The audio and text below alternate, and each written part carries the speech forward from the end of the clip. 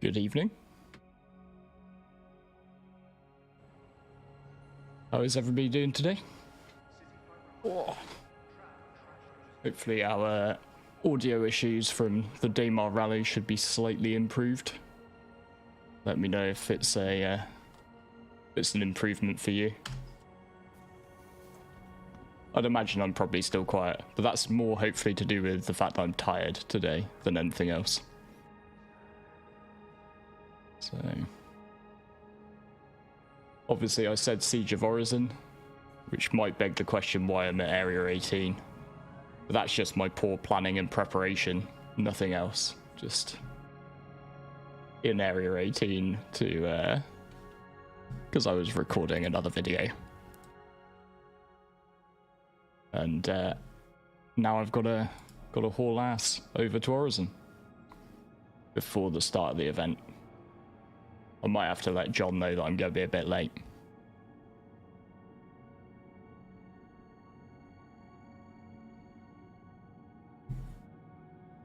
Still, at least we get to take the scenic route out of Area 18.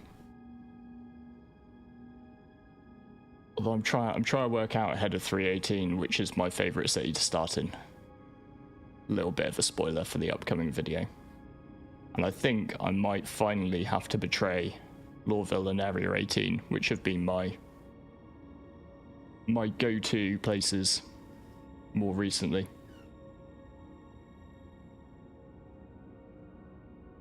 Also, just a bit of a heads up that I am officially responsible for Krug this evening, who is making himself known through the occasional little whine, because I'm not sat on the sofa with him. But if I do have to dash off, that's going to be why. And it's also maybe not going to be a particularly long one, particularly given my last stream was 10 hours long. Don't get prepared for that. This is going to be decidedly shorter, I hope. Hope it doesn't take us 10 hours to deal with Siege of Orison. How you guys doing? How you doing, Christian? How you doing, Subs? Welcome to the ASOP vehicle retrieval system. Someone could let me know, is Krug coming through in the background? That'd be pretty good. There's not much I can do about the fact that he probably is, but... And I promise, like I say, I'm not being cruel to him at all. It's purely that he wants somebody to sit on the sofa with him so that he can fall asleep. So I guess I'm being selfish, and my dog has learned that from me.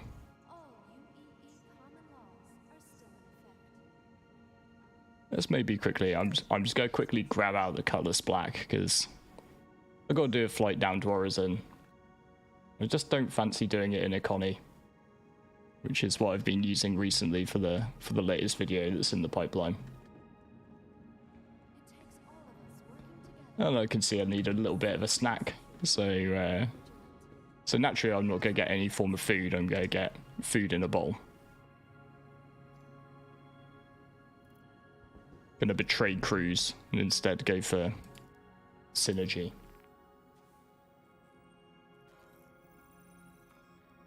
So yeah, how's everybody doing today? This is going to be a very, hopefully, chilled out stream. Just a little bit of gameplay. Jump into an event that John's running to do some Siege of Orison with the org. And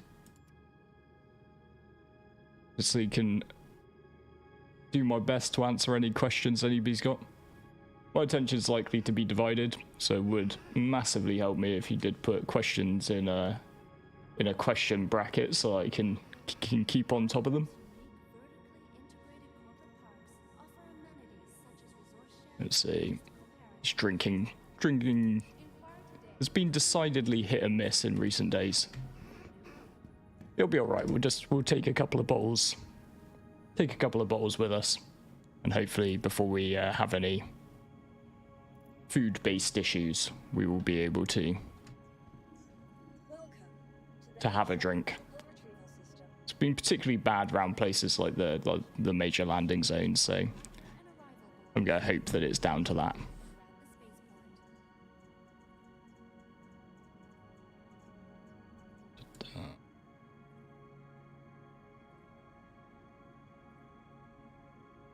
It's funny, there's all these various new cool ships in the game. But I still haven't found anything that quite beats my Drake Cutty Black. Just as a generic get around the verse type ship. Let's just make sure it's got an XL1 in it though.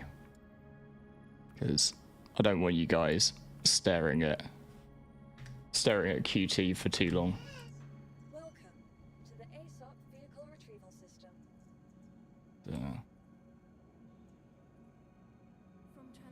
Oh, that's no worries, Sub-Zero.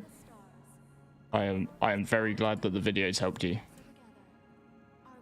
That is the entire purpose of them. Go do some griefing. I could, but it'd be griefing my own org, which I hear is bad form. Also, is it even griefing if you dress as Ninetales? I don't know. Don't know how I don't entirely know how I feel about that. I've definitely seen some behavior which is a bit griefy. Came across a chap with a name I probably can't say in the first few minutes of a stream. Who not only was he killing people, but he was also tractor beaming their bodies off the Orison platforms, which, you know, that really, it's not so much the killing that I have a problem with there. It's the literally I'm just going to throw away your gear, you know, just purposely going to deny your gear. That was a little bit on the griefy side, so. And of course, despite the fact that I've got a little Cutty Black, they've given me an absolutely giant hangar.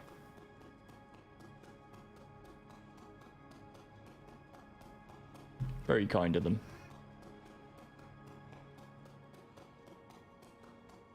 So yeah, what we might have to do is might have to get ourselves across to Orison, then I'm probably gonna have to drop to menus and try and get onto the same server as my mates say.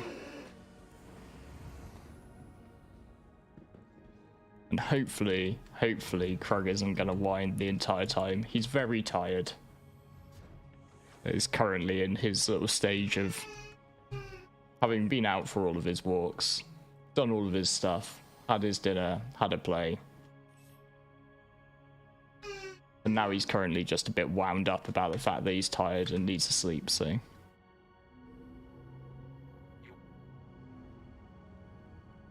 Might have to go and give him some more snackos in a second.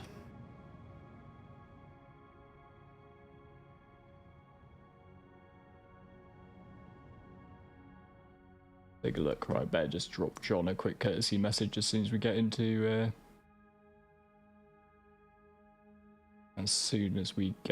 QT. That's my plan.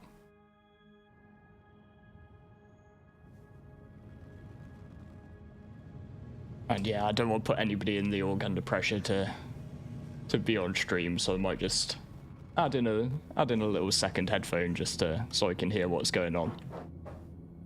So, oh, thank you very much, Georges. Yeah, we did a little bit of testing a couple of nights ago, so hopefully it should be fixed. There was an issue with a very poorly applied filter. So I love Area 18. I do love Area 18, but why do you think it's going to be the best? I'm interested to get a few opinions. I know what my opinion is, but I'm always interested to listen to what other people think. Because it is a cool city, but for me, it's just we'll get into Quantum and then we'll talk about it a little bit. No sense holding up the jump. I might have to just sort this door out.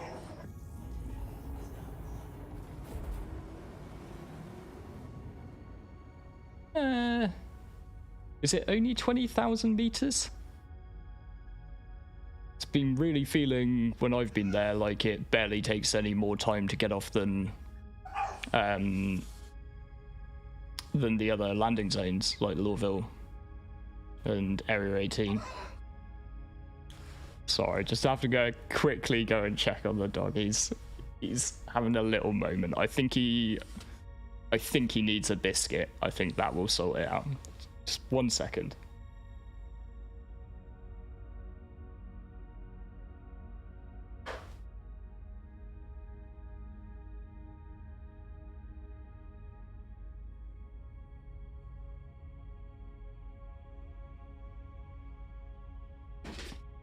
Thankfully, he's very biscuit oriented.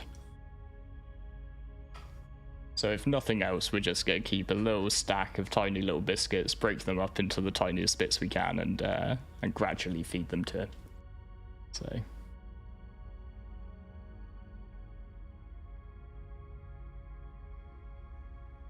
Yeah, alright, that's interesting. I mean, I've personally found that Orison is taking no time to get off. I'll double check. I'll double check when I'm next in PTU.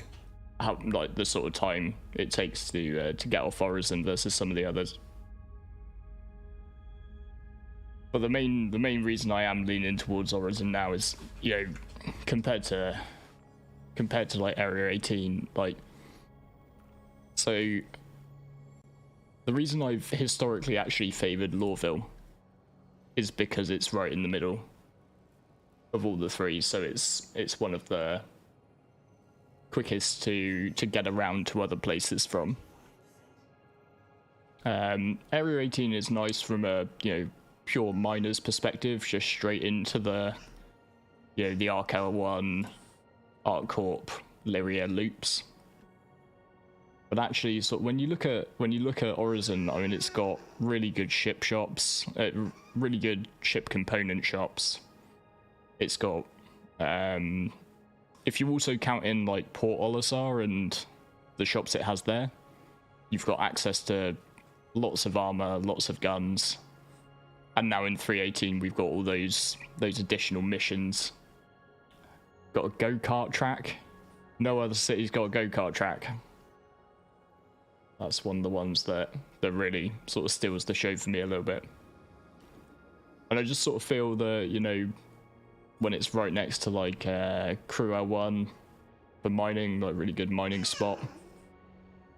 It's probably still my favorite system for bounties because you don't get the planetary atmosphere ones. So yeah, I'm giving it away, aren't I? I'm leaning towards Orison in 318.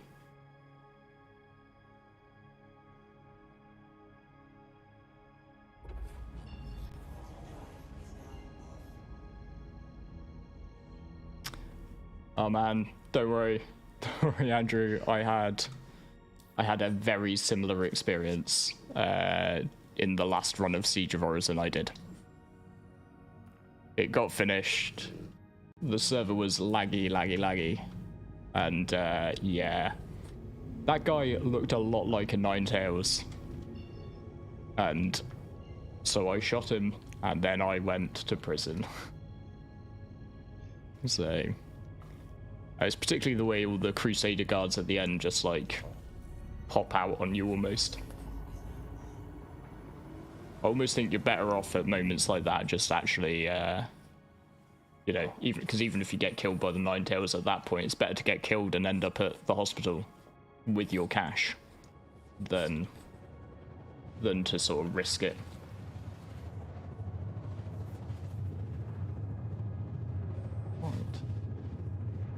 Well, let's just hope that I don't make a complete and utter ass of myself doing the Orison landing.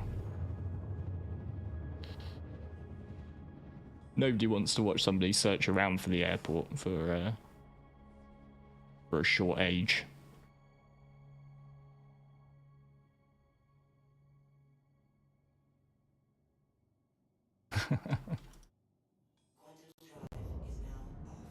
Don't worry. It'll all get wiped soon.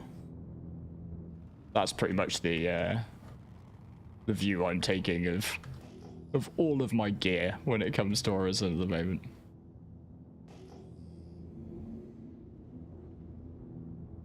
And, you know, I'm just celebrating the fact that, you know, it's a shorter flight, jump ceiling.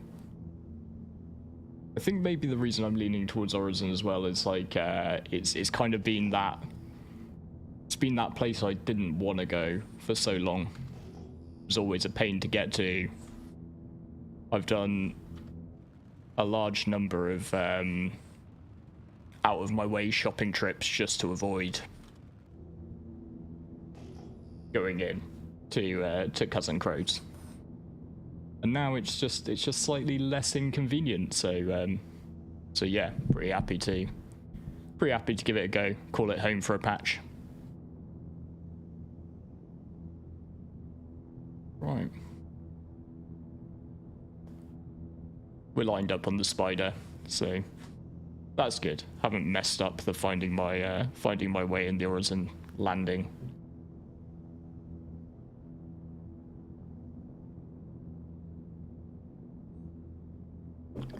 318 when?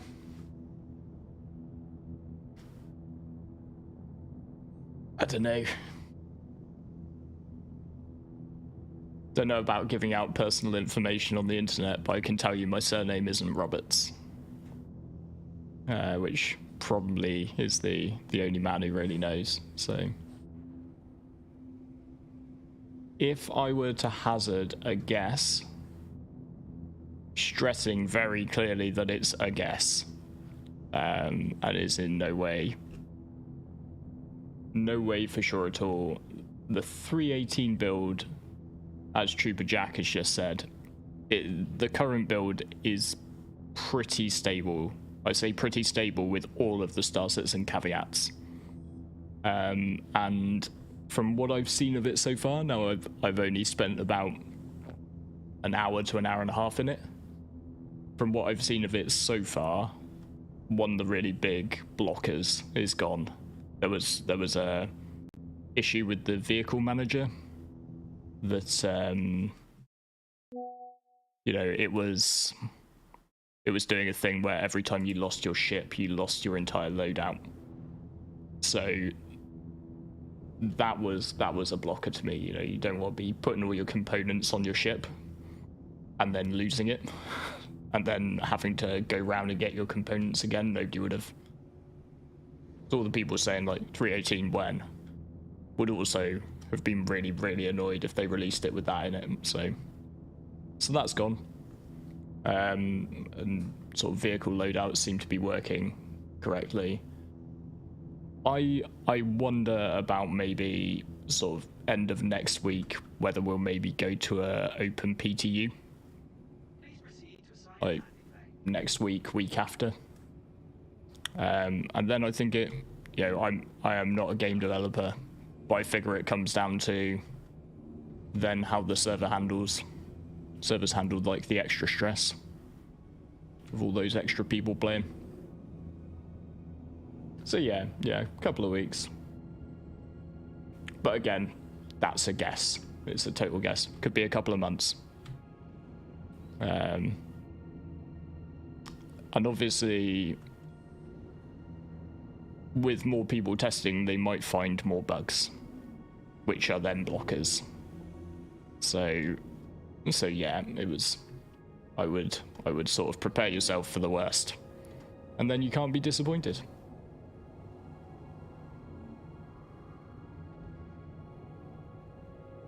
All right.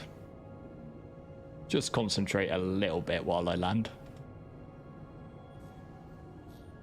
I don't fancy going all the way back to Area 18. Although I think I've just remembered to myself that actually my spawn set at Orison, I could have fast travelled across here. Oh well, it was a nice flight. It was a relaxing flight. So let's just get in.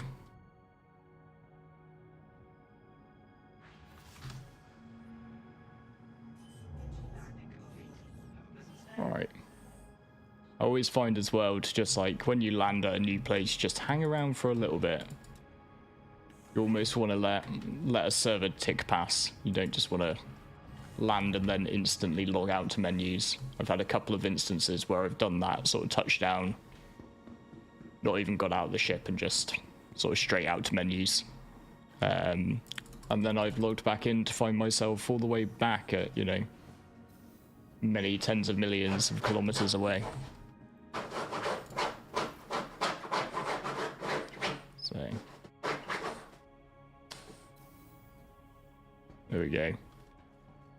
Krog is settling down. He's doing his part of my co-producer right now. But he just needs to get himself comfy in the chair, so if there's a bit of scratching, I apologise. It's his house too, so. Right. Just maybe make sure, because they're probably still getting a party together and things, so.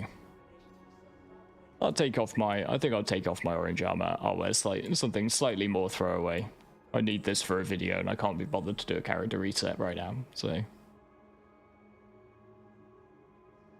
We can have a throwaway red set though. Why not? All the different Power Ranger armors. And let's just make sure. Strap ourselves with some guns. Conveniently, I'm pretty sure I equipped already with all of my loadouts.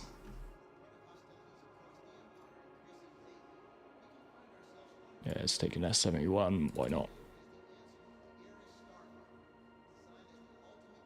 Well, the game has decided that both of those weapons should disappear. And now all reappear. Clearly this server is really behaving itself. Right. Let's just pop out to the menus. I'll see if I can get in with the org party.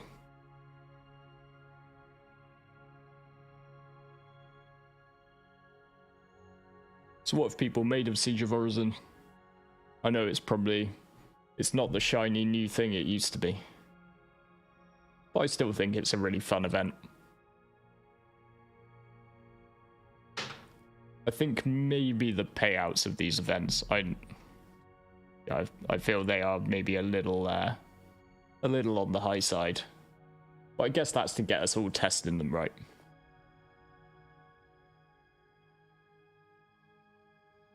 Let's just see if I can get John to drop me an invite to the party. Doesn't look like they have gone yet. They're all still sat in menus. Whoa.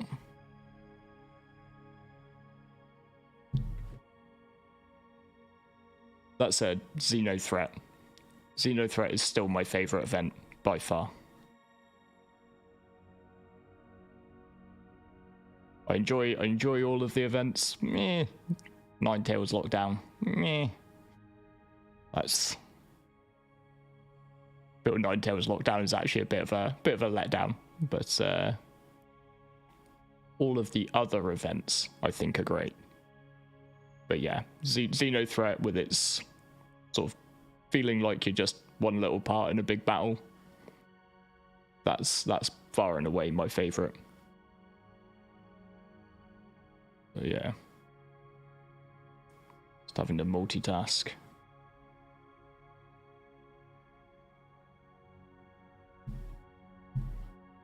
Seems to be a rather large party on the go. So might have to just see if I can get myself an invite.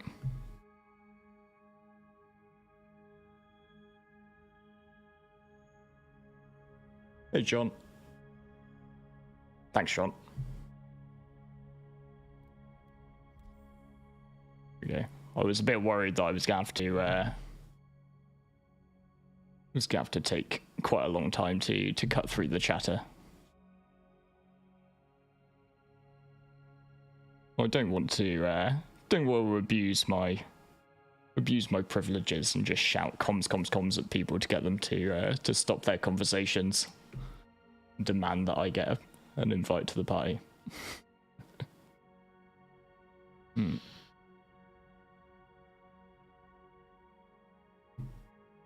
So we're still waiting on results from the Daymar rally to see how we did.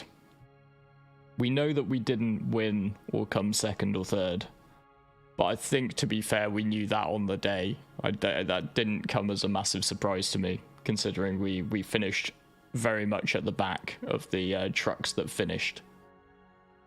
Does not mean and should not be confused with coming last, because a lot of people didn't finish. So, but I'm interested to see how we did. I very much think, though, that trucks are an endurance thing. It's a badge of honor to say I have completed the Daymar rally in an Ursa rover or two, as opposed to worrying too much outside of a few of the very competitive teams about where you place. Of course, having come towards the very back, I would say that. So probably if you talk to some of the guys who came in the top 5 or 6, they would tell you that it was incredibly important who came where. Have I watched people submit some speedruns of Siege of Orison? I have. Yeah, I've seen some. I mean, I think Skylancer and Devil in our org should submit some of theirs. Because I saw one on YouTube today, which was quite impressive at sort of 26 minutes or so. But I'm pretty sure they have been that. So yeah, it's the only thing which I find a little bit of a letdown about Siege of Orison is, so I was under the impression earlier on that the spawn locations for the lieutenants, like particularly the ones on Solanke, Brushwood, and Heartmoor, were fairly random. I sort of knew the admin guy tended to always be in the same position, but the admin platform is quite small and doesn't have very many options for a lieutenant to spawn.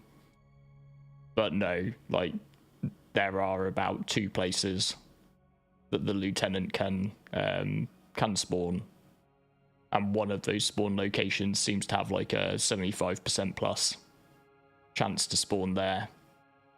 And then there's, rather than the iffy being completely random amongst boxes, there's actually about like 2 or 3 locations on each platform where the iffy always is. And so that to me is like a little bit of a letdown for the event, and I hope like one of the things they maybe do going forward is randomize it. I think that would be really good, because it's I'm all for running these things efficiently, but the problem when they make it that telegraphed and that just learn and repeatable is that it only takes like I reckon if we had 3 of us, who really knew what we were doing, maybe 4, you could just speed run it. Like you could just massively speed run it, but then the thing is that then those 4 people are speed running it for everybody on the server. Like nobody else on the server has a choice in whether or not it's a speed run.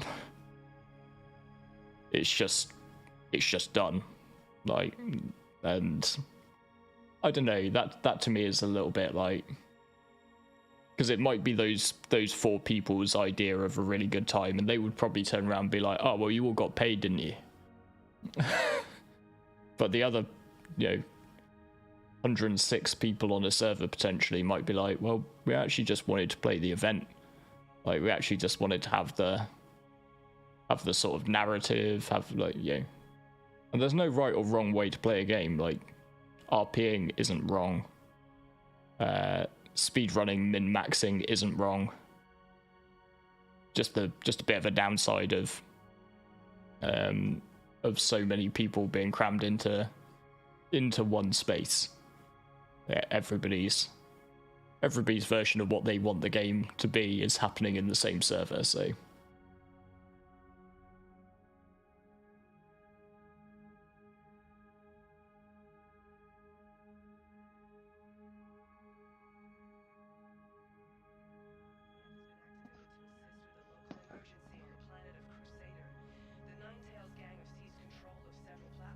That's good. Probably gonna be a bit of rubber banding. I might just lie in bed and let this calm down a little. Let's see, but let's at least let's grab the mission. And let's also grab, I can remember where mercenary is, a call to arms. Don't sleep on that extra 500 per bad guy.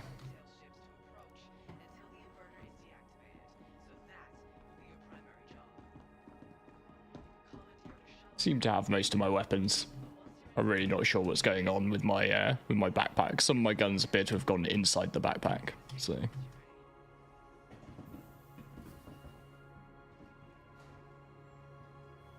Now this is where you can see I'm not speedrunning it, because if I was speedrunning it, I would have done what Spacer Scoundrel here has done and stripped down so I could run from the habs faster. Also, fun fact, I felt a bit dumb, but I only learnt the other day that Green Circle at Orison has this back exit. I was today minus 3 days old when I found that out. And that could have saved some time. I did an awful lot of those, like running out the front door and all the way around the building, so. There we go, little speed run tip. Throw a couple of them in there.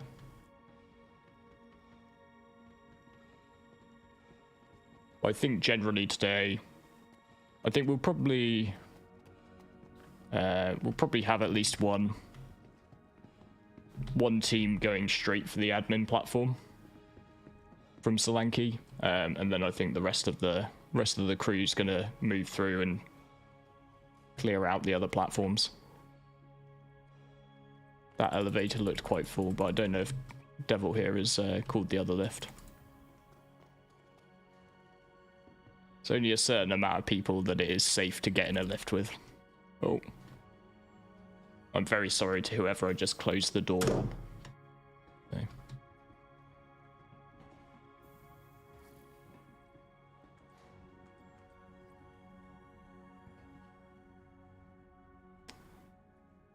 I love this guy's character. Just looks very much like he's just like, I'm too old for this, man.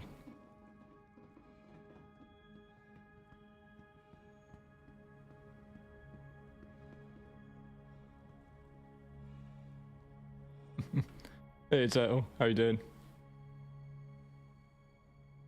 Yeah, it's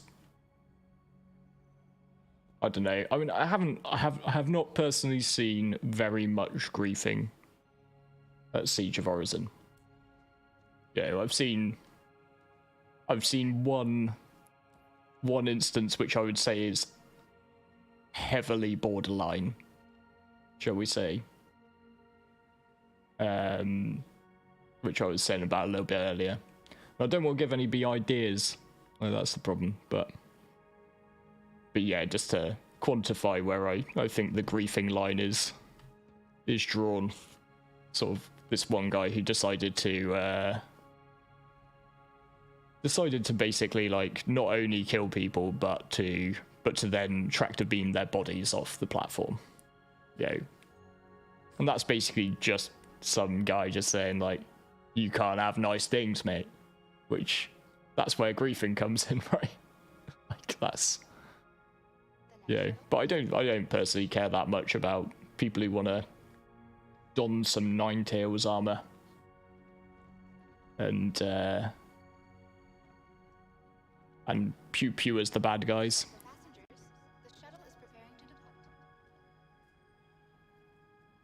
Doesn't bother me. Makes it a little bit more exciting at times. We actually had quite a good quite a good bit of fun. Oh dear, I think I've got on the shuttle, and I'm not sure I was told to. I think John was probably holding everyone back. Home to the temporary residences for VIPs like you. Passengers who have reservations Ooh. the Ave Towers should disembark at this stop. Yeah, let's see. Oh well, a few people came with me. They probably followed me, and I probably did something I wasn't told to because I'm not paying attention to comms, which is my bad. So.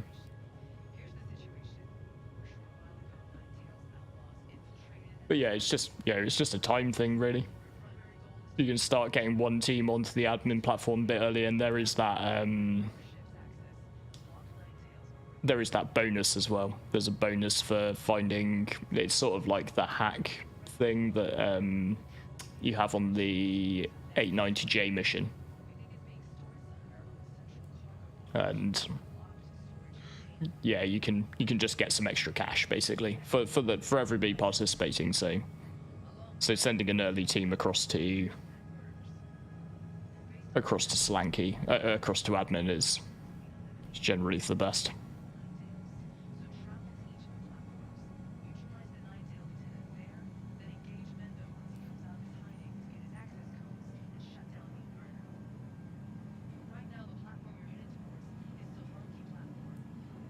Hi, Siler, how you doing? I've got a feeling that I may, because I wasn't listening to John, have left early. I'll wait the other end, and I'll follow you guys round. Awesome. I'll wait and give you a proper welcome as you'll come off the train.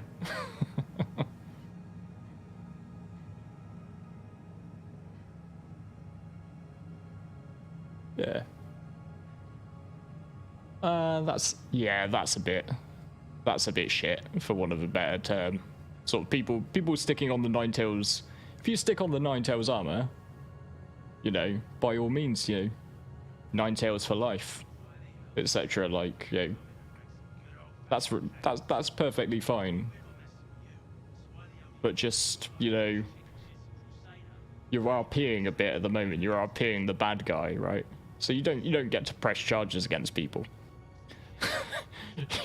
You're a terrorist. so yeah, that's the sort of thing which people are doing where they're just crossing into griefing, you know. But the one instance I had where we had a guy in Ninetales armor sort of hunting people who were on the mission. That was cool, and then, you know, he killed a few people, and then his bounty came up. We took his bounty. We ambushed him as he came out of one of the elevators. It was good fun.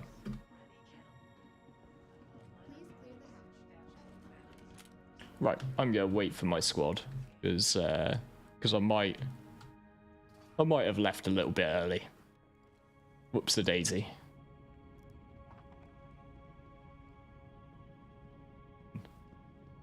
John was probably getting everybody to just group at the rooftop, and I wasn't thinking, and just, yeah, on the shuttle I go.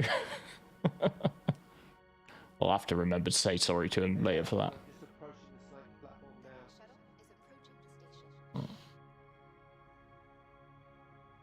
It's just...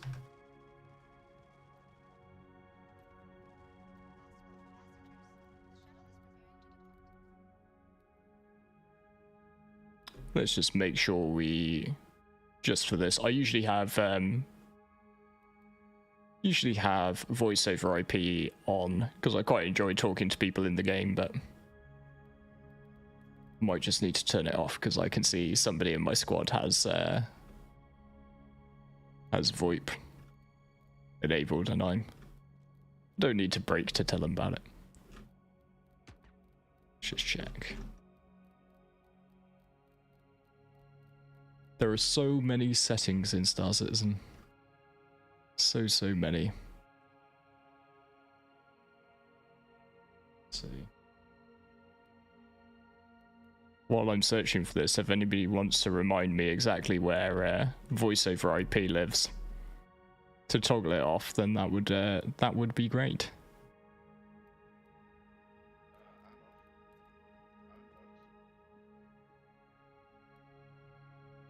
Let's just see. There we go.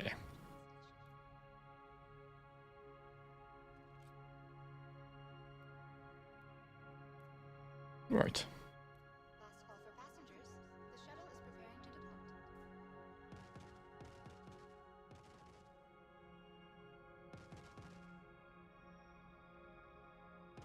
to depart. Never enough setting Zach.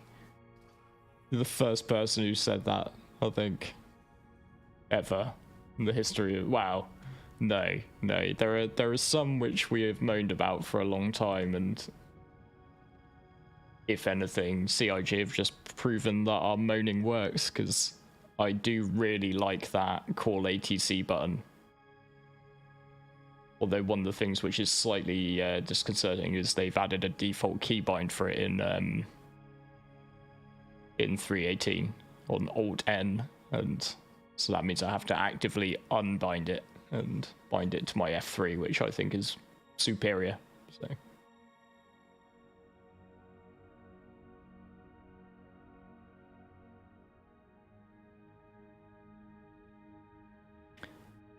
I'm a little bit concerned about the intentions of the guy who seems to repeatedly be pointing a P4 in my direction. Clearly not somebody who's taken any gun safety classes in his life. Or, you know, somebody who has but realizes it's a video game. So.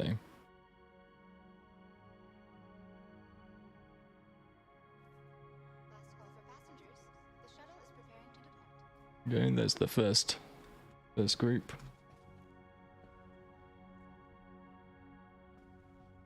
Jedi blood. I'm gonna remember you pointing a gun at my head in the future. Thank you, Sky Guardian.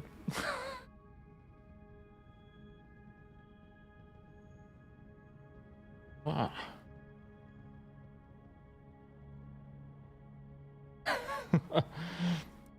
Yeah. No, I'm not gonna do that. I recently sat and did a full rebind of all of my HOTAS setup. HOSAS setup even. And there are a lot of buttons. Like that's all I very definitely took away from that whole experience.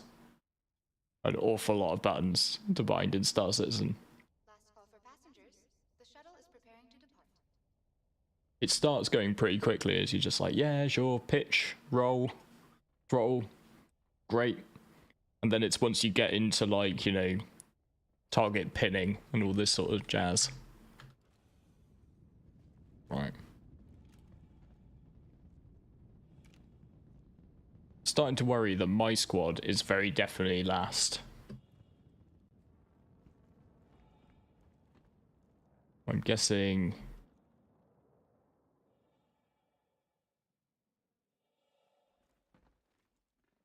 Right. They're on the bus, but John got left behind. The typical issue for anybody who maybe who's actually running an event. Tails Lieutenant on this platform is still active. Neutralize them so that we can draw out the commander. The next shuttle is approaching the station. That's at least we can stretch up a little bit.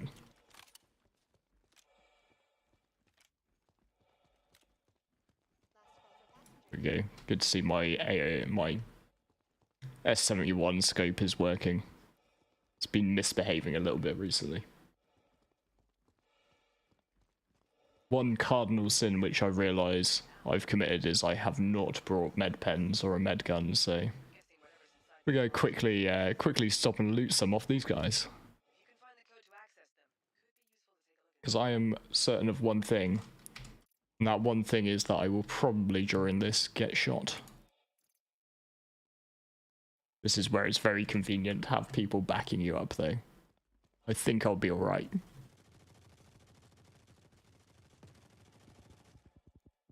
The main question is going to be, am I going to be left anybody to actually kill? Probably not with this lot. Out ahead of me, without of their, any of their attention split.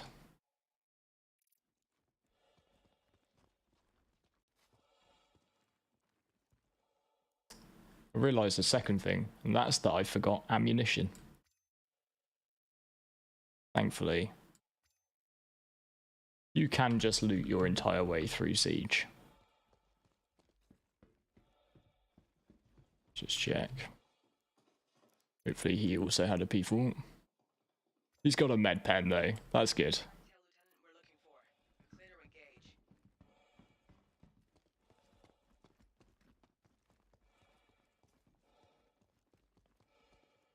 Let's grab a little bit more P4.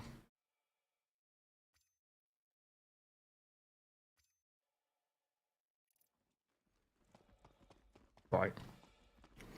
I'm just going to lone wolf it and sort of keep up with some various squads. I feel a little bit bad. I'm sorry, John.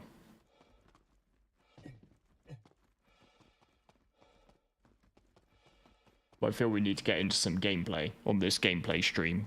So, you know. Confirmation that Remy Kettle has been neutralized. Particularly since the guys have already taken down the first lieutenant. Lieutenant, never know what useful intel he might have on him. Yeah, you may have taken out Remy, but he was a newbie compared to us now.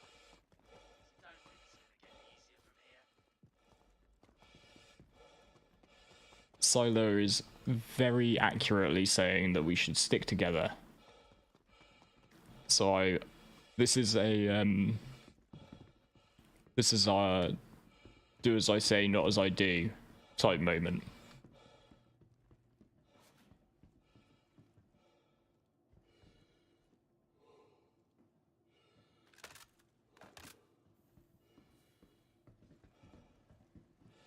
So let's see if we can loot any more med pens. There we go. Quite possibly you're gonna need these. Get volunteers.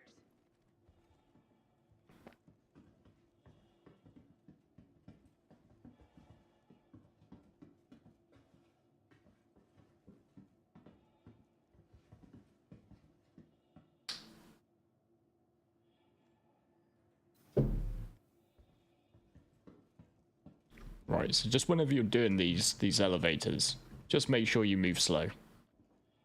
Nobody needs to run into an elevator.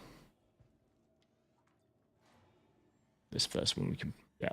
And then if you're in the front row, just make sure you crouch down. There's a chance that people could be the other side. And when you move out, like Feral did there, that was perfect. You just stay low.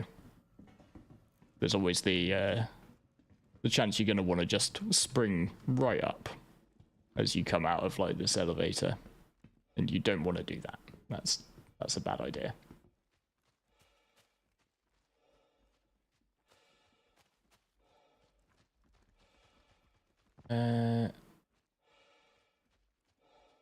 Which part of the intro did I play? In that I play the guitars. So I used to have it. It's from an old band. I used to be in. Oh dear, Space Weevil seems stuck in there. So yeah, it's from my old band at university, and I was playing the guitar in that intro. My friend Matt plays the bass and the drums. We did it as a studio recording. I usually sing as well, but I didn't think you needed to be subjected to my voice any more than you already are via videos. So I cut that down to an instrumental.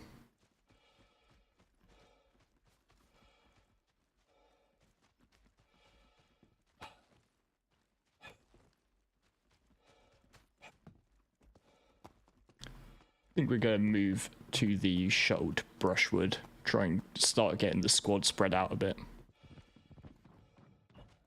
So, by going ahead, I've helped out my squad.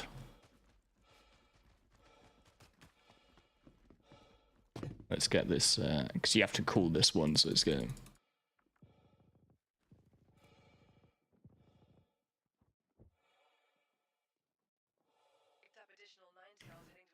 I've just called the shuttle to Brushwood, so it'll be here in 2 minutes 40.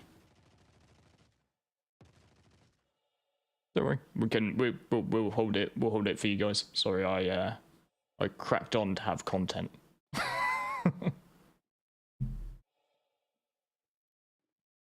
Whereabouts is it?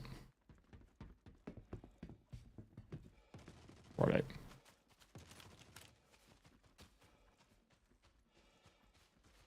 Yeah. Right, let's go and check for the.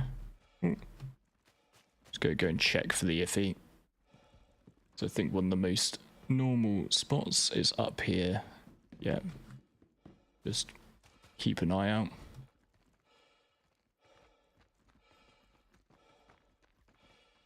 Oh, excellent.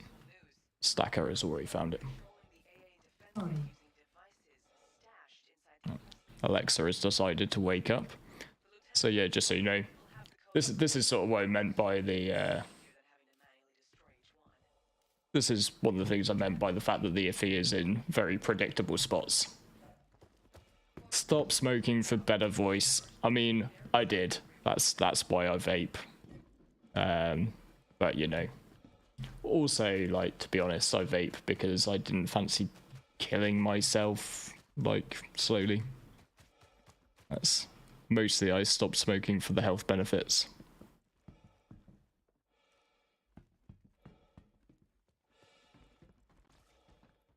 But, you know, not everything is easy.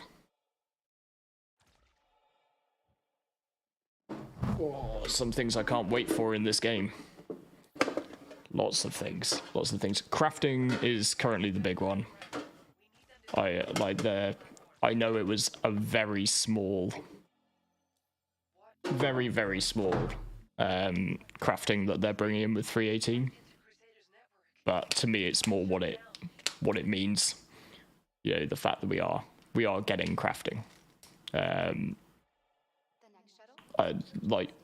Prior to playing a lot of Star Citizen, I was really into survival games, so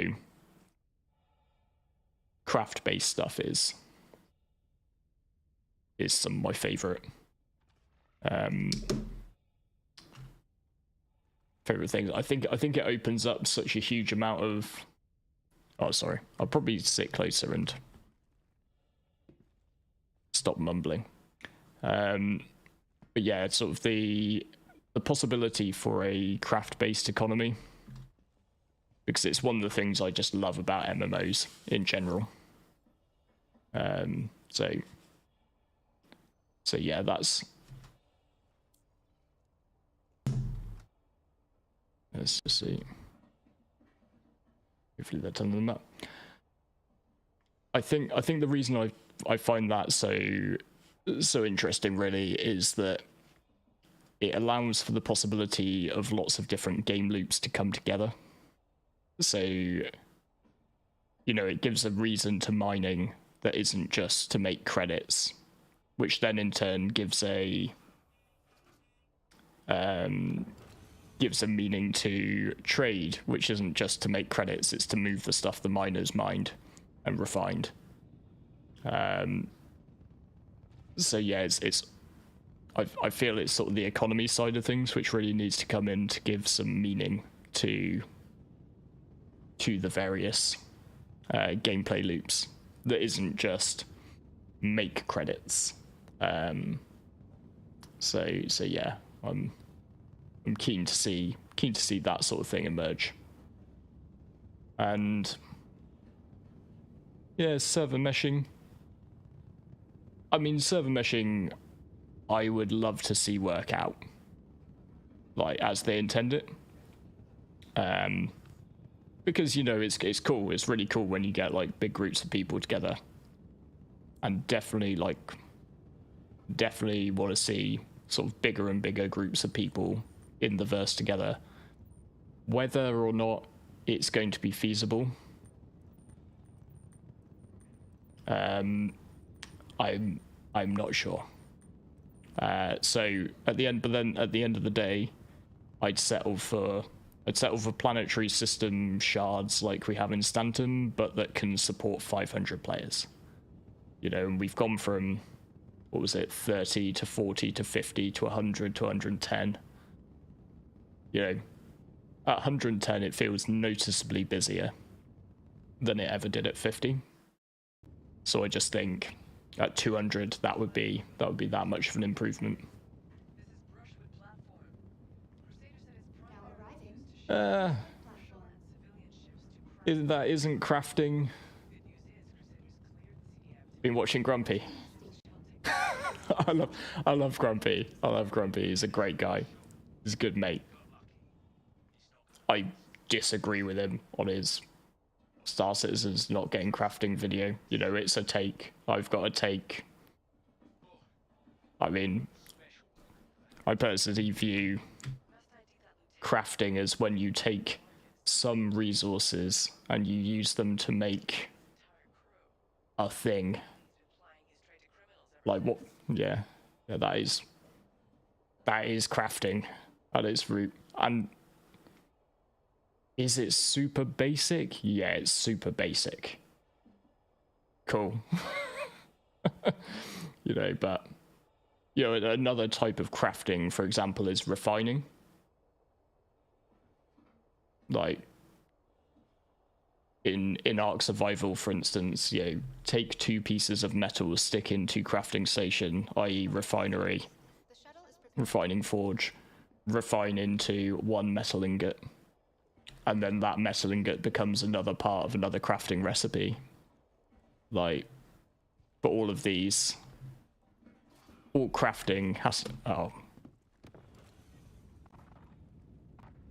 oh dear. I wonder if I run fast enough. That's brilliant. Thanks, Star Citizen. Oh, that's good. I haven't seen that death before. That's a new one on me. That would teach me for focusing way too much on my crafting argument. Now I'm just really hoping that I did set my spawn at Orison. I guess we'll find out when I wake up. I'm pretty sure I haven't reset it at any point since since dying and going to prison. Please be Orison. It's Orison.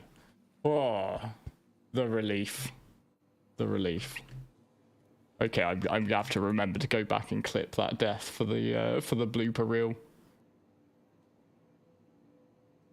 I'm trying to put one of those together. There are too many amusing deaths in Star Citizen to not clip yourself a blooper reel.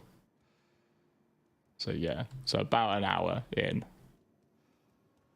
Didn't get off Orison shuttle in time. But this is why all armor should be viewed as disposable. Yeah, I mean, crafting will advance. I hope so. I hope it's not just tractor beams. That would suck. If they were just like, yeah, there's crafting tier 0. You can make tractor beams. But you know, it's more what it represents for future gameplay for me. And they have stated that it is a gap fill. And one thing I will say, just to round out sort of my counterpoint to, you know, Grumpy's argument, sort of Grumpy highlighted that, you know, it is the most expensive tractor beam in Stanton. That is true. There's an SCU of RMC, which is roughly what it will cost you to make a multi-tool and a tractor beam attachment, is about 7,500 credits. And a tractor beam and multi-tool is about 500 credits. So, pricey tractor beam. But the very, very first thing I did in 318 PTU, when it was really awful performance-wise, is I got into a Vulture, because I was like, new ship. And then I I went and salvaged some stuff, which was way easier to do than I expected. Like, way easier to find salvage because they dotted it all around the place. And then I couldn't move the bloody box because I'd forgotten a tractor beam. Now, like, at that point, I can go back to base with my 2 SCU of with my 2 SCU of RMC, sell them for 15 grand, buy myself a tractor beam. Or I can give up one box and I can make myself a tractor beam, and then I can carry on. I mean, just the time save, it's worth more than 7.5 grand. Worth more than 7.5k. So, like, the price of it isn't even really relevant.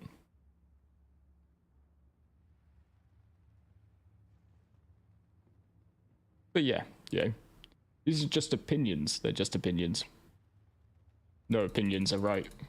Well, nobody has to agree with my opinions. You might agree more with somebody else's. But I would certainly say what is coming in 3.18 is crafting. That's for sure. Good crafting? No. Not yet. Not yet. These platforms are Orison, so you probably want to have an imprint at Orison General if you haven't already. Save yourself a longer trip back. Right, take 2. Cheaper Power Ranger armor. We're yellow Power Ranger now.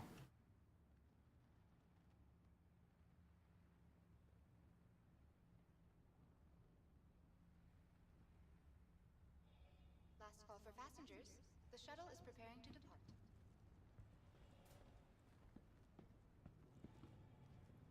Please clear the hatch. Shuttle will be departing. Crafting implies the possibility of research. Get a weird bit of Xeno gear, figure out its function, and then make them perhaps. Yeah.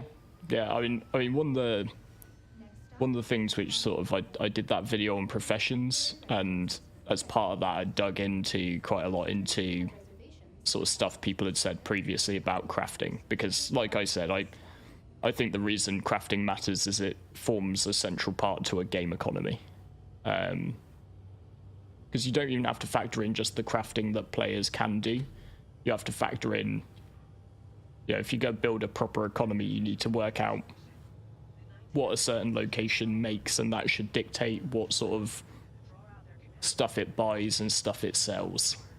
And as part of all that digging, one of the things they did say was how the science profession should fit into the crafting profession.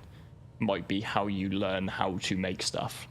Like in survival games, you typically level up and then you use like knowledge points to learn different engrams. Like they call them engrams in like games like Ark. But yeah, I wonder whether sort of exploration and science are going to filter into, like, that might be how we acquire things like blueprints for certain designs of stuff. And you might just be able to buy some blueprints. Maybe if you get enough reputation built up with Hurston Dynamics, for instance, like they might agree to sell you a blueprint for an attrition repeater.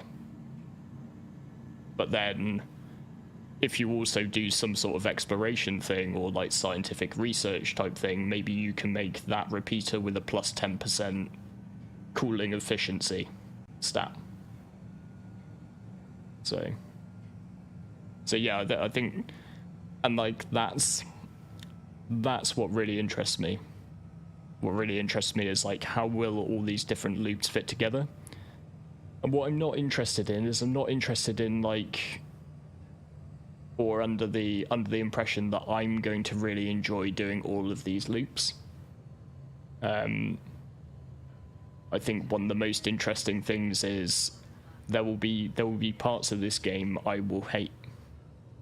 I just won't have any desire to sink the time into getting really good at them. And what's really good about that is that then means that me and a player who does love that aspect of the game. We can have an interaction. You know, I can offer to buy something off her. You know, and maybe what would be even better is, like, rather than that just being a straight up credit transaction, like, you know, this other player, like, she really loves scientific research.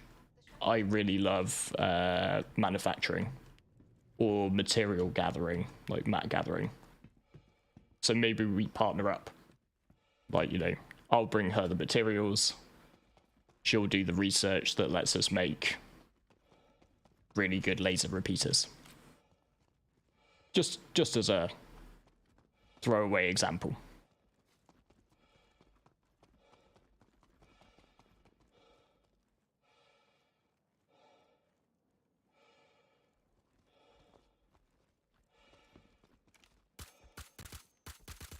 Note to self.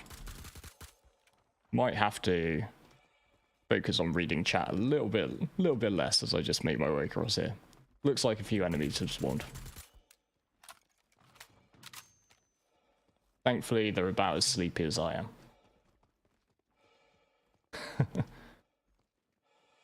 Stealth version of the flight suit. Are you thinking like a... You thinking a full-blown Predator style thing? Because that would be cool. That would be cool, and it would be really cool if we get sort of alien systems which open up crazy tech like that.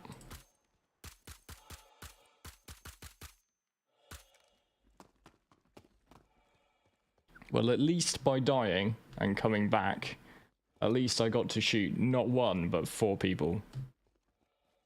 That's good. It's no longer a wasteland where everybody shot everybody for me.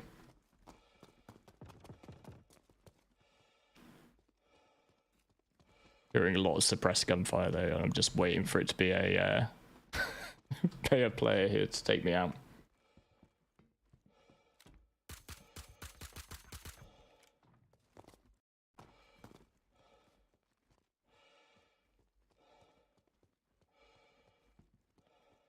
Yeah, that would be sweet. Oh, like.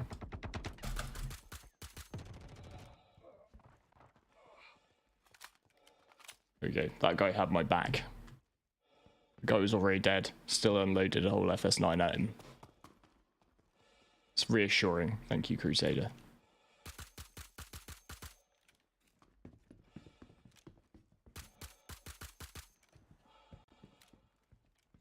See, if you want more gameplay at Siege of Orison, just die and come back. Wait for your whole team to have moved on without you.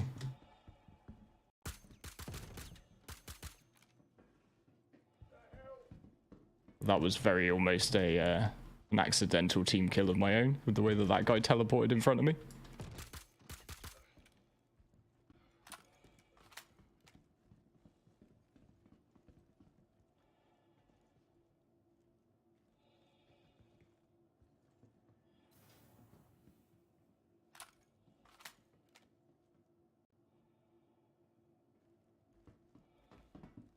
Yeah, exosuits or mecha. We played some Titanfall 2 and PlanetSide 2 today. Be great if they implemented something like exosuits. I believe they are. At some point. Try to think what they're called. What they're calling them. I feel it might just be Titan suits. Is that right? But there are definitely plans for some sort of mech suit.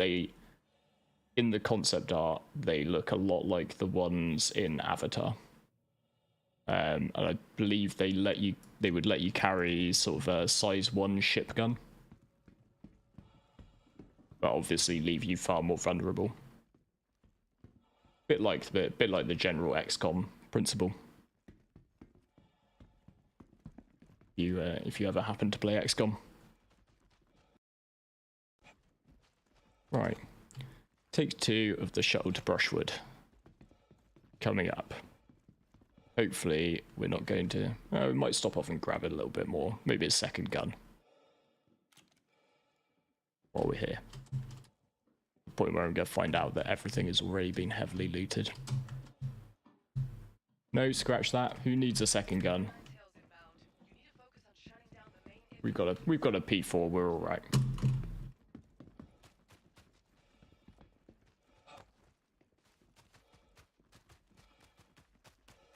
But yeah, it's I mean, like, next to nothing has been said about Titan suits since they announced them.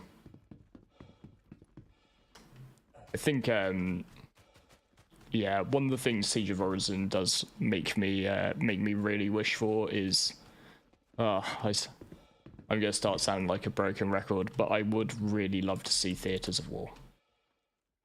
Like, to me, Star Citizen in general is crying out for it. Is crying out for the theaters of war.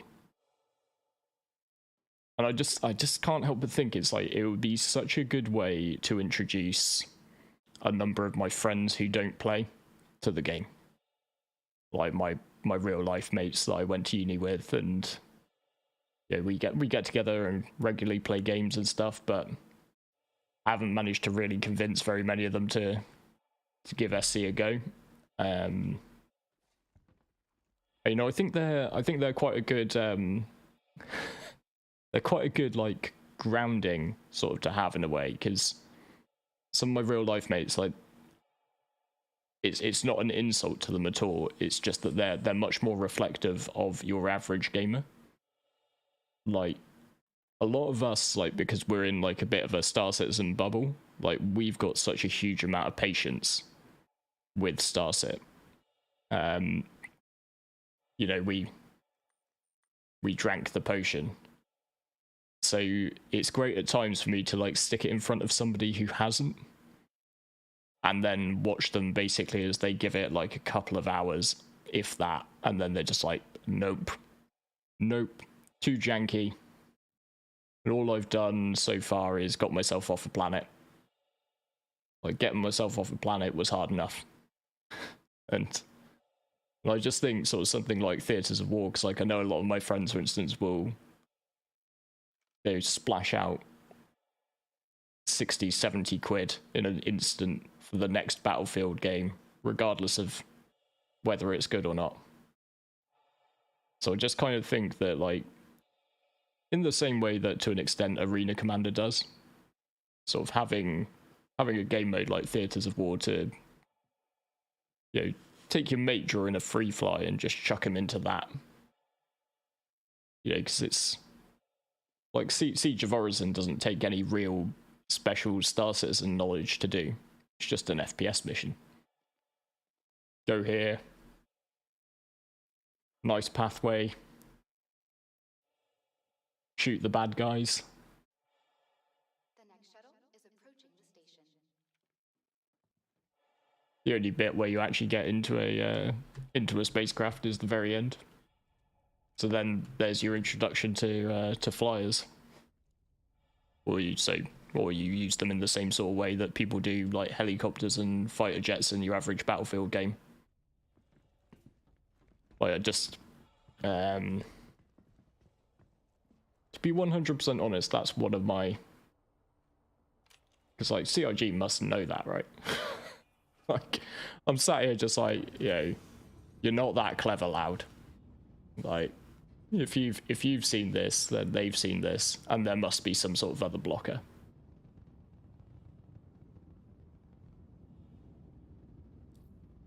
Yeah, bugs do make Siege less interesting than it could be, and, like, that's one thing, like, the AI could really do with fighting back a little bit more, rather than, you know, I mean, I think one guy out of those 5 AI I just killed managed to point a gun in my direction.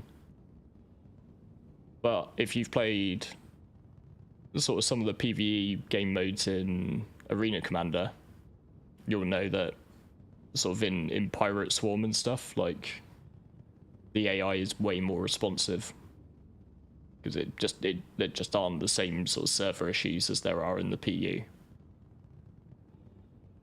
So yeah, I mean, like, Siege of Orison in an instance that you could just sort of go into with your mates any point you wanted to. I mean, that to me would be fantastic.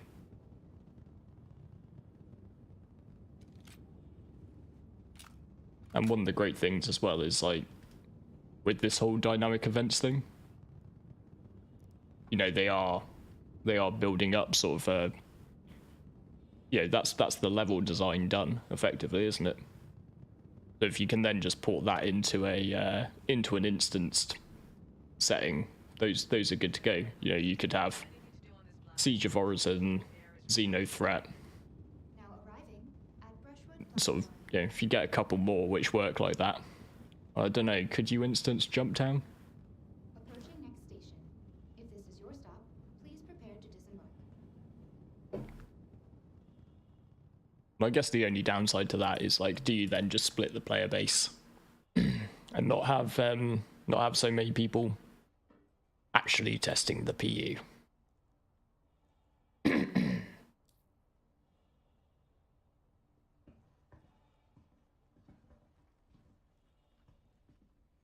Yeah, AI pirate ships that randomly patrol the verse, not just designated areas.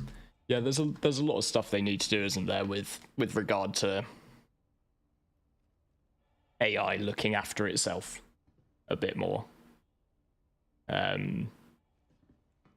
I vaguely read the monthly reports, by which I mean, for the most part, Astropub reads me the monthly reports in his videos. Thank you, Astropub. And sort of the big thing there was, you know, they're working on things like AI which drives ground vehicles, AI which navigates itself through elevators, like it knows I need to go from this deck to this deck on a space station, and actually sort of navigates those. So it's all gradual improvements. This is the downside to sometimes this is the downside to, like, playing something day in, day out. Like, every now and again I get a chance to, yeah, better kill him. Every now and again I get a chance to actually sort of look back, like when I'm making some of the videos, reviewing, like I make a point of making that that what can you do in Star Citizen video. I want to try and just remake that once a year, because it's really good for just, like, 'cause there's stuff you just forget. You forget that because when a feature is good, oh, he was dead. I always find that some of the very best things, and it doesn't just apply to video games, like some of the best things in life generally are stuff that you don't even notice. Yeah, I'm not talking about, you know, your mum and dad, or your or your wife or your husband. I'm talking about, like, you know, you find a really good kitchen appliance. I got like I got a really good can opener, and honestly can't remember opening cans. What was opening cans like before I got that can opener, which whips a can open in like a couple of seconds. And so I feel like some of the features in Star Citizen are much like that. Like, it won't be long before you forget there was a time without a call ATC button. You know, it will just feel natural. Like, what did we used to do? We used to, like, either dive into a MFD, or we had to go into our Moby-Glass F11 menu, friends, find the landing, call that. Yeah, so sometimes you have to, like, dip back a little bit and sort of, like, dig over what features there were, where it's like come from, and then you go, oh wow, they only added that like 6 months ago. That feels like that's been in all the time. And then because it feels like it's been on all the time, it feels like the game hasn't made any progress. Because you've forgotten that that feature was new. So... How you doing, Iceman? Oh, and Starstreams, hello mate, how you doing? I've only died once so far, for anybody who's just turned up. And I'm afraid to say it wasn't exactly a glorious death. It was still a rifle. It would appear I have to drop it on the ground. There you go.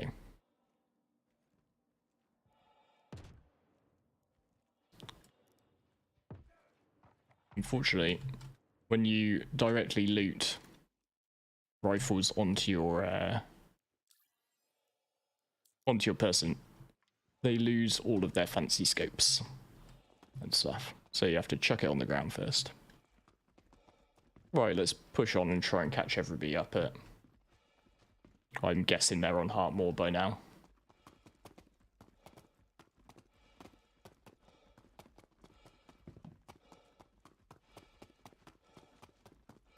It seems that Draknik has dropped back and assigned himself as my bodyguard. He'll never tell me that that's what he did, but I know that's probably what he did. My chaperone to keep me protected. He's probably killed about like 5 people who were sneaking up on me while I was just looting that sniper rifle and faffing. Yeah. You getting all ready for the move out into the shed, Star? I hope you've got some decent insulation and maybe a little space heater in there. I used to have an office in a shed, and it was chilly in the British winters.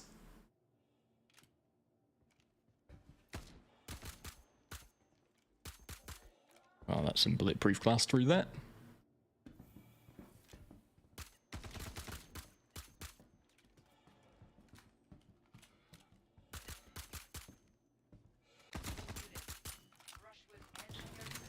Seems like mostly I'm just shooting glass at the moment.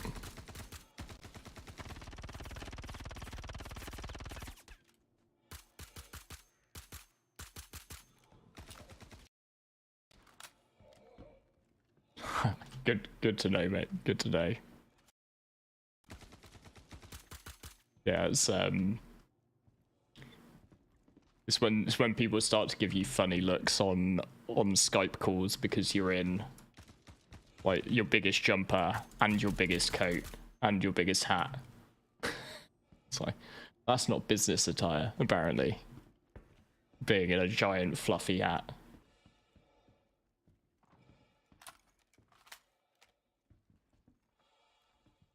Right, starting to run a little bit low on ammunition. I might have to see if any of these kind fellows happen to be carrying a P4. I know one of them was. There we go. Hopefully he wasn't too trapped in his friend. All right.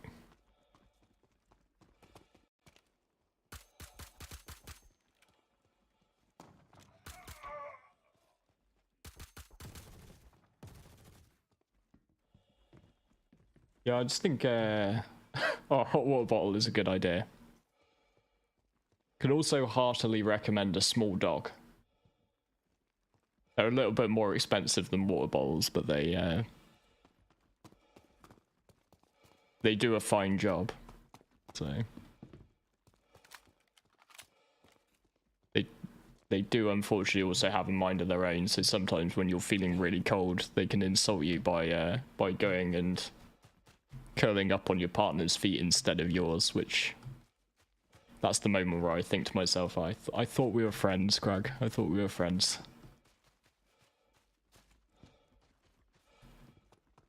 Yeah, you have to make a push for Heartmoor.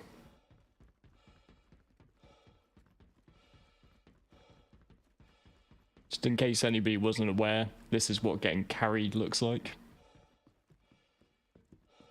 took a tumble off a shuttle in the very beginning.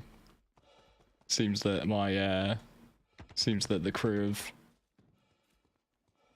have handled most of the bad guys already. It's always good to see. Krug is very good, thanks, Ara. He was, you missed the start of the stream where he was doing a little bit of opera singing. I think he was highly insulted that I chose to spend the evening with you fine folks, as opposed to doing what he wanted to do, which was curling up on the sofa. But he's got over that. Got over that just now. He's in his chair, which is just to the right of me, and he's very happily asleep.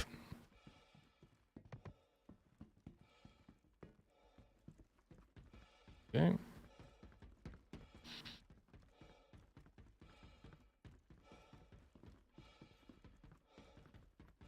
It's clearly the rear guard.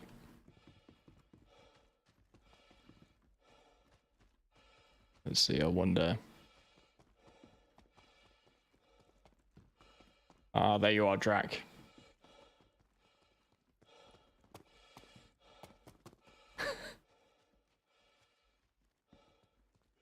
It's a Krug. How about if I get Krug? If I get Krug a Krug of Krug.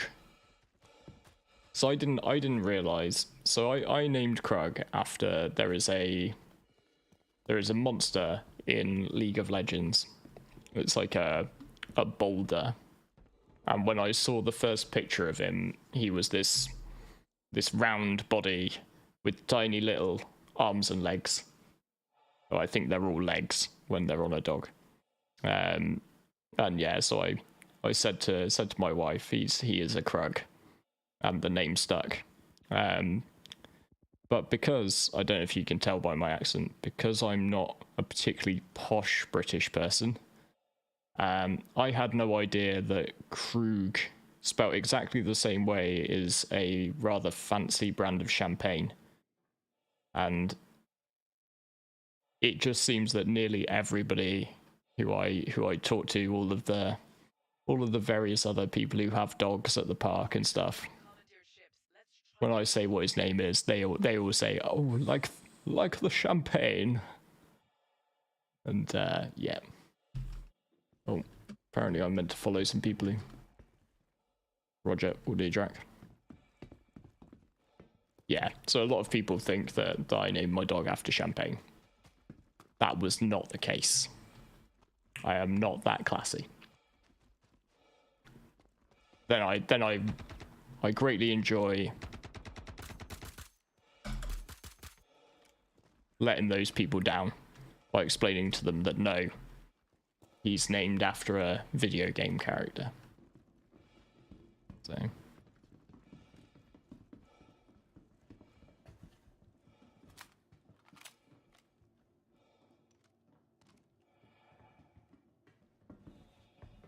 Krug's Krug of Krug. Yep, that's what we're... Although that said, giving a dog of his size a picture of anything alcoholic would be, I believe, inviting disaster.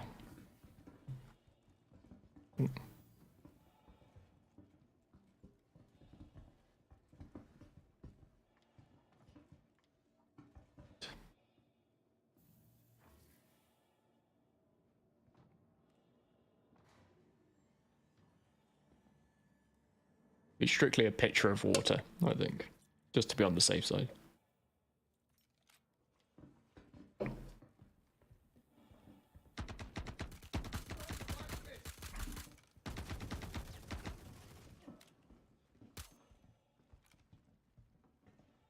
Yeah, I do.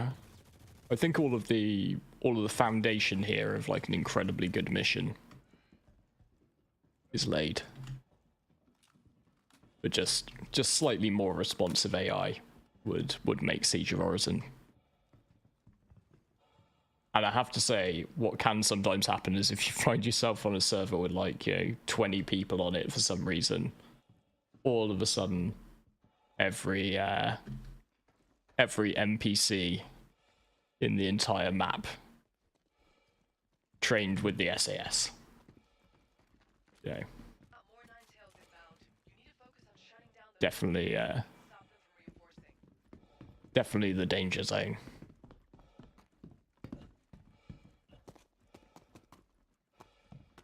Alright, which Herc is this? This is a C2, isn't it? Maybe it's an 18. I don't rightly know. Let's see. Let's go up the main ramp. See which variant we're looking at.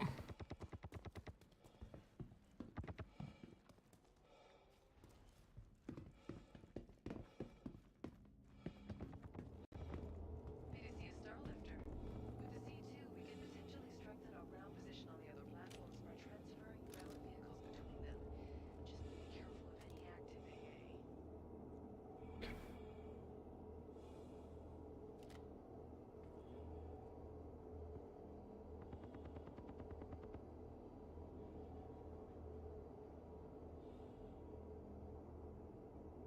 AA. Looks like we're still taking down the AA. I'd imagine we have somebody on the way to that.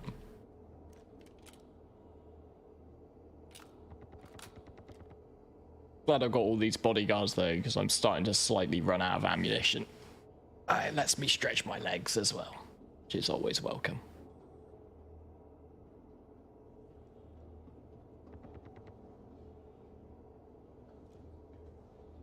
So yeah, what are other people's favourite of the events though? We'll tell who loves money based on who says Nine Tails Lockdown. If anybody says Nine Tails Lockdown, we'll know you just love money. I'm ruining it now.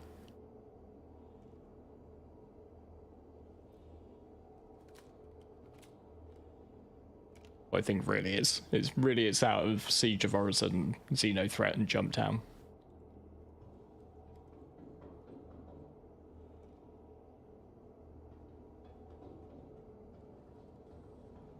And I do love a bit of Jumpdown, and I'm really looking forward to the changes they're making in 3.18, making it a bit of a bigger facility. I think as well, I think it's got to be hugely profitable. They sort of they did a little bit of messing around, didn't they, with the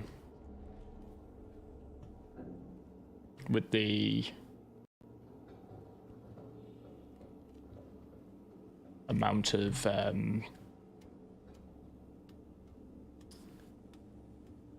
with the amount of boxes and what they're worth and stuff.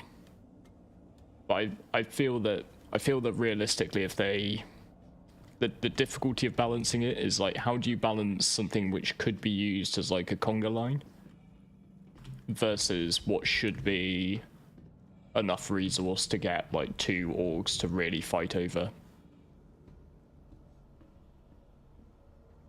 That's quite a difficult thing to balance. Siege of Orison makes you more money. I don't think so. Not if you're hauling C2s full of medical supplies. You know, each C2 you ran, I'll have to go and check this now. I worked out the maths. Of course, I have this in a spreadsheet.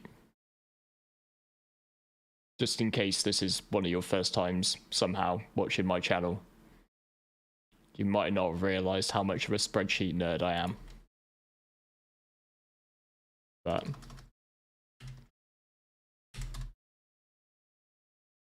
it's very much my thing. So I did at some point work out all of the values when it came to Siege of Orison. Nine Tails Lockdown. I mean, as a base in a C2, you get 696,000 credits for delivering 696 SEU of medical supplies. That's just your bonus. And then you chuck on top of that the profit margin, which I think is about another another 200,000 or so. So you know you're hitting somewhere around 800 to 900,000 per run, and realistically you can at least do 2 runs an hour. So Siege of Orison, meanwhile, you know, with a team speed running it, you can make it go, and you know, as long as stuff works in your favor, you can do it in probably like 1.5 runs an hour.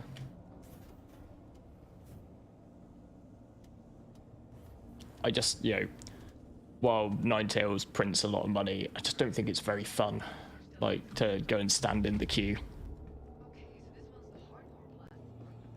Right. Go jump in with Astro. I hope I wasn't meant to. Hope I was meant to jump in with Astro. Hope he wasn't saving this seat for somebody.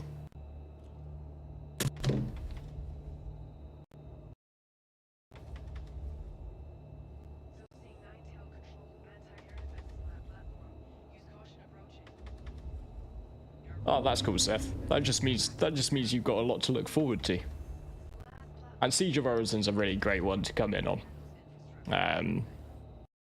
I think for the WoW factor, particularly, you know, given the type of game overall that oh, who knows whether it's wise. We don't always do wise around here. Yeah, I think for the WoW factor, I think Xenothreat is the one really for me. Yeah, you get the full fleet battle experience. Really hope that's not Astro stood next to the car.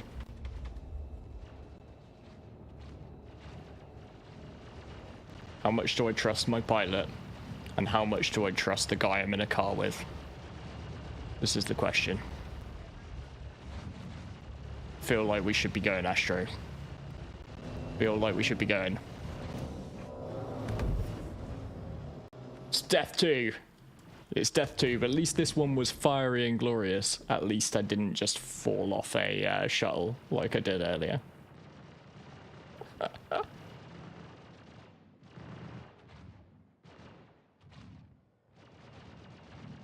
If I'd been driving, I probably would have driven off earlier. But that would have meant that it probably just would have been another death involving falling down to the ground out of the sky. So...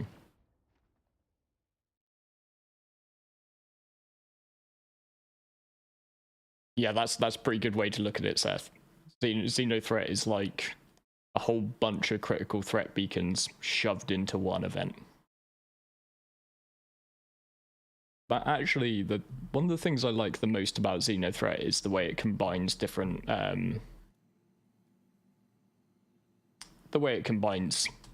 gameplay types. Yeah, so as well as all that pew pew fleet battle shooting. Right. Key informational teachable moment here. If you get that, and if a party member commits some sort of a crime against you, just hands off keyboard. Just don't press anything.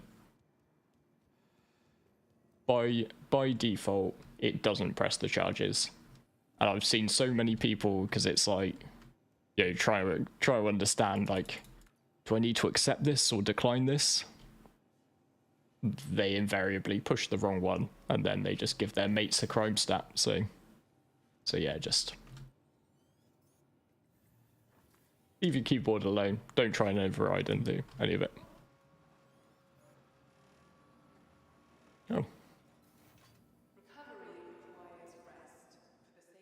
Oh, and apparently, just in time to fall through the apparently we did it. Apparently that was the climatic moment. And so really, Astro did me a favor, because he just helped me fast travel out of the area and get my money. Very kind of him.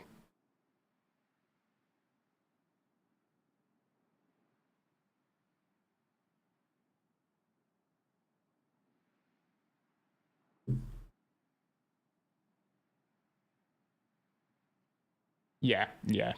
When it comes to like crime stats from friends, just let the notification time out. Like if you don't want to press a crime stat against someone, just don't press anything.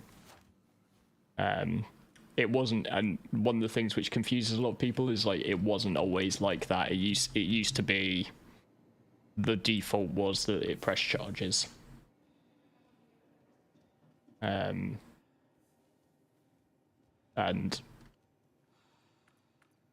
that's sort of that's a better way to do it in my opinion. You know, you should actively press charges. At Orison General, it's all hands on deck when it comes to protecting your health. That's why we're so proud Right, let's see. of security. Yeah, that is classic Orison elevators. It's also me being impatient and standing too close to the door. So I was desperate to get back into the fight, but apparently, as has been the case through most of this evening, they didn't really need me. They had it under control. Check. There's Sniggy. Sniggy's our chief medic. So waiting for me to come out of hospital.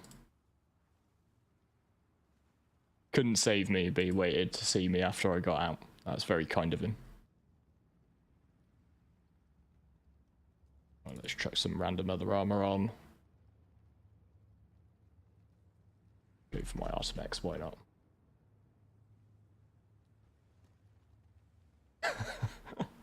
Had someone kill you in Siege because you hit them with a bullet and a crossfire. I don't think that's just part of Siege, isn't it? I don't really. I don't know. I kind of just figure. I figure live and let live. My general thing.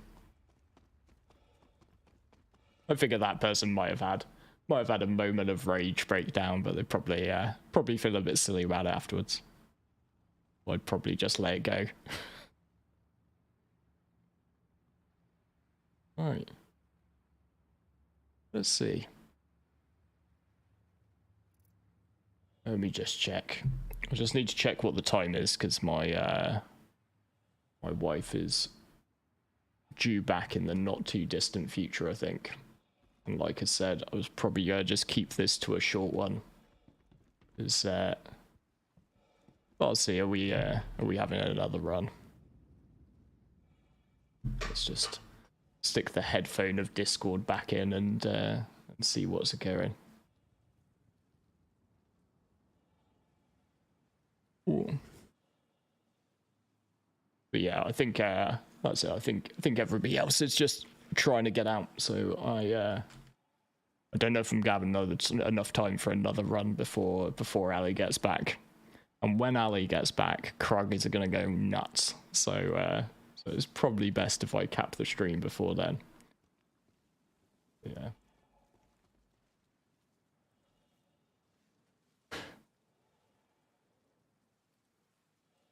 Yeah, see, I don't know. I genuinely like. I think it's kind of cool. I think it's kind of cool when players do, like, you know, particularly if they do it with the right intent, right? You know, dress up in some Ninetales gear and shoot at the guys try to do the mission. Yeah, there's nothing wrong with that. Just, you know, I don't know, if you like live by a little bit of a code, right? You know, because it's cool gameplay. That would be cool gameplay. And like probably one of the most fun sieges I had was like hunting down a player killer who was there. Like that added some real spice to it, which after, when it's the like 30th time you've run it, it's great to have a bit of spice. But like, you know, I mean, I hate to say it, but like, you know, be cool. Be cool. Like, don't dress up in Ninetales armor and press charges against people who shoot you. That's lame. Don't tractor beam people's bodies off the platforms to deny them their armor. That's lame. Like that. It's just like, this is like another example of like the line between griefing and PvP, isn't it? And it's just like, it's an easy line, it's an easy distinction. You know?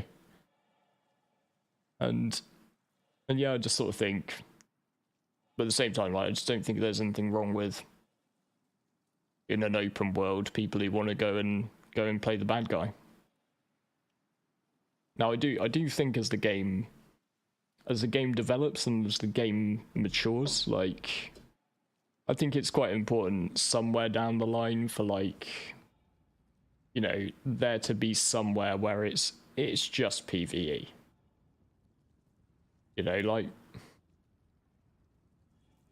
because it's exactly the same as I feel about, like, you know, a couple of times I've been at Jump Town and I've seen people complaining about the fact that they got shot. Like, they called people who turned up, and they were all like having a nice negotiation over who took the next box and all being very kind to each other, and then they got angry when somebody came up and shot them all and took the site and took all the boxes. Like, it's like, you went to a PvP event, what did you expect? Like, it's cool that for the time you were able to, like, you know, your version of PvP was negotiating with other people and forming a little group and getting along, but like, you knew when you went to Jump Town that it was PvP. So that's what I would say to those players who are complaining about PvP at a PvP event. But also, like, you know, I do think the other side of that is that not every event has to have PvP in it. Some events can just be PvE. That's fine. That's cool. And I would say exactly the same to the PvP players who are like, but you know, that means this event isn't for me. Like, no, it's not. Go do something else. Like, go do some PvP. You know, at one of the many places to do PvP. And some people will complain about, like, immersion breaking, but I just think eventually stuff like that will have to be enforced through mechanics. You know, there's a zone where there's an event going on like this, you know, if it's a PvE combat type event, but it's in a zone which is very much a PvE zone, like, just turn friendly fire on. Like, or off, whichever way round that is. You know, just make it so that the bullets from another player don't hurt you. Oh, that's immersion breaking. Yeah, but it's good gameplay design. It's good game design. Like, it makes it fun.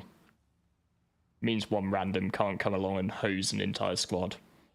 Means that one new player can't, like, get themselves on some sort of naughty list because they haven't quite worked out what armor the good guys wear and what armor the bad guys wear. Like, it's more forgiving to new players, and it just prevents griefing. Like, but I think that's a thing for, like, far in the future, when there are different star systems, when there are some star systems which are much more specifically new player friendly. Like, this is one of your starter zones.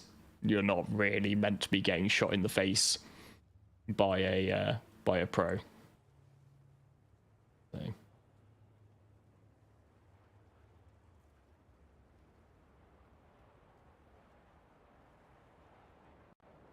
There are several events in the game that are PvE. Yeah, but you know, sometimes PvE involves guns. Sometimes PvE involves shooting. Like, you know, there's a whole lot of PvE combat in the game. Like, a lot of people want combat, they just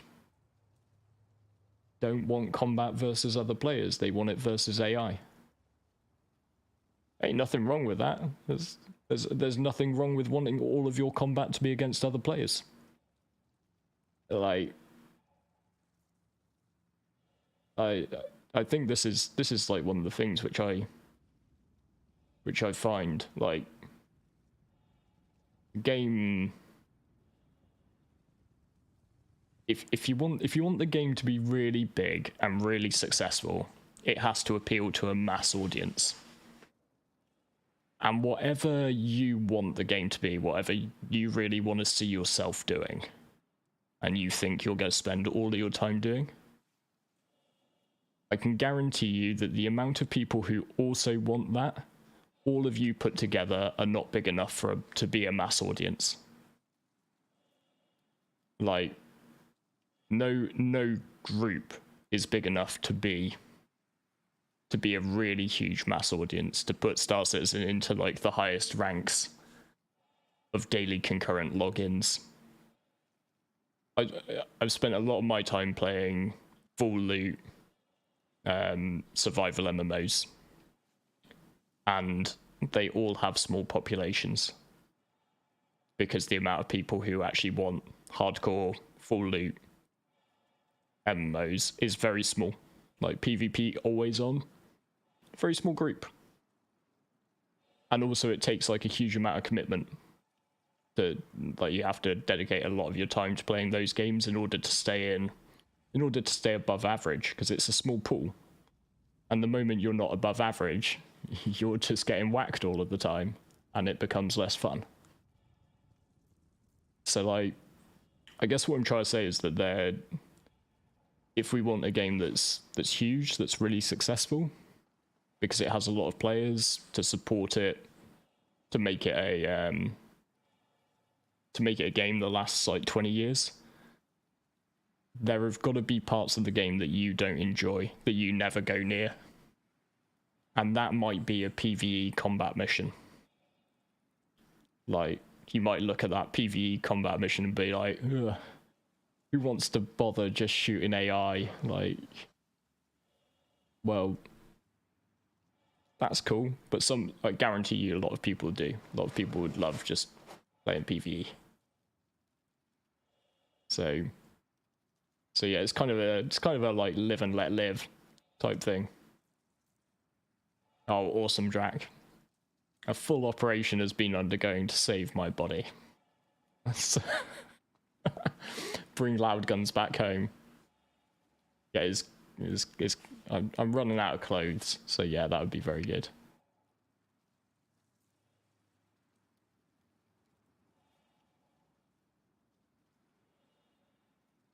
Yeah, I'm almost certain that's sort of the idea with more systems. There'll be some systems which are incredibly safe, and some systems which are incredibly dangerous. And yeah, you just find what level of spicy works for you, right? So, and one thing I would like to see though is I would like to see, you know, pirate or criminal groups who are after like the ultimate. It'd be really cool if there was a reason for like criminals to go and commit crimes in high security areas, like very high security areas. Yeah, it'd be awesome if there's no players really worth hitting in those areas, and the moment you do, you get caught. But like, I'd love to see something like heist missions in Star Citizen.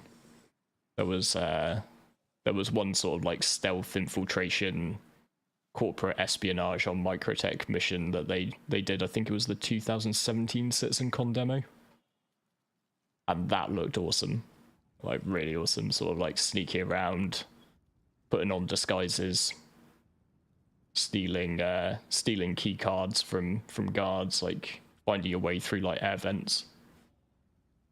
And they showed a bit of that with the pyro walkthrough as well, where they showed, you know, you could kick in the front door and fight your way through and steal the artifact.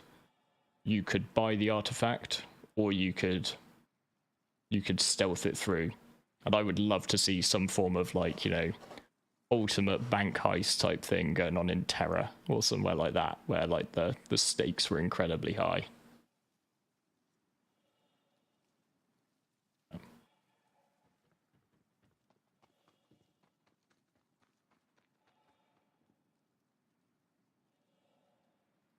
Oh, thank you very much, Seth. Yeah, I've got another episode of Getting Organized in the can.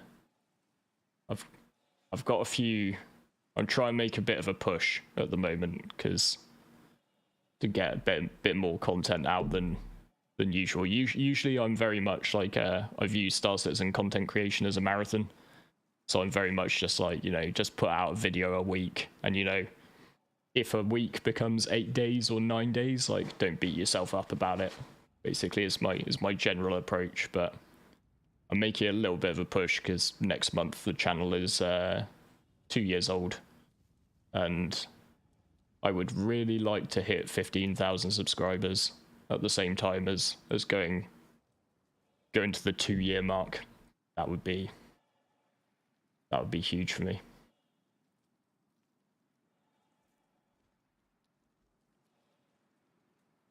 Yeah, exactly, Volv. Well, I think probably the spectrum would run from like your lawless systems like Pyro. Stanton probably sits like somewhere in the middle. It's probably like a medium security type zone, and then like the most secure are probably gonna be places like Terra and Sol. One of the things I did think of a while ago for like how you could justify a really safe system that still had a lot of PvE combat would be if you had like a system that, let's just say a system was under attack by the Vandal, like, so then had a very, very high military presence, but also there were lots of combat missions. So, you know, you could get lots of PvE combat versus the Vandal. But if you start messing around in that system, committing piracy, etc., I mean, like, the Navy's got a massive presence there, so they're not tolerating pirates at that moment. Like, so that's like how I feel you could sort of justify these systems, because there's no, if Terra, for example, is really safe, there's no real way to justify it also having a bunch of like bounty hunter missions, right? Like, who are all these pirates stupid enough to be pirating in Terra? And why, when an NPC pirates, do they have to wait for like player A to turn up to deal with them? Whereas anytime I shoot another player in Terra, like, the Navy seem to have a quantum beacon to me and are on me, killing me. But I think there could be these sort of edge systems which are maybe like in conflict, where you couldn't get away with being a criminal, but you could have a reason for some good PvE combat type stuff.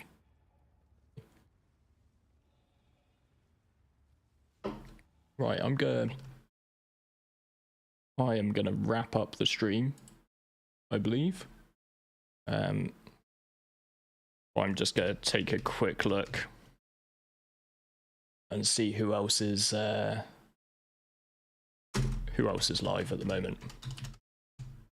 Things which I need to learn to do. Let's see. Yeah, cool. The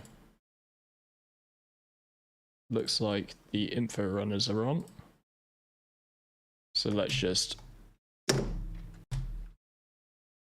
post a link to them down there in the chat if you are feeling like carrying on with your Star Citizen content. And thank you very much for coming and spending a Thursday evening keeping me company while my wife decided to go out. But it's been very enjoyable, even if I did die a couple of times. But you know, that's all part of it. So thanks very much, and yeah, look forward to seeing you all soon.